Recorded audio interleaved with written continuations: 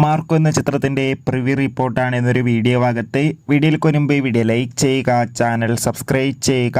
December മാസം ധാരാളം ചിത്രങ്ങൾ OTT റിലീസ് ചെയ്യുന്നുണ്ട്. ചാനൽ ഭാഗം പരിശോധിച്ചാൽ നിങ്ങൾക്ക് കാണാൻ വേണ്ടി സാധിക്കുന്നതായിരിക്കും.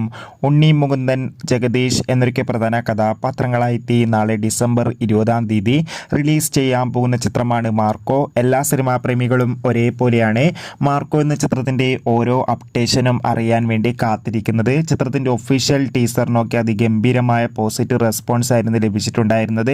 അതിഗംഭീരമായ ബുക്കിംഗ് തന്നെയാണ് ചിത്രത്തിന് നടക്കുന്നത്. ഇപ്പോൾ ചിത്രത്തിൻ്റെ പ്രിവ്യൂ റിപ്പോർട്ടൊക്കെ പുറത്തുവന്നിരിക്കുകയാണ്.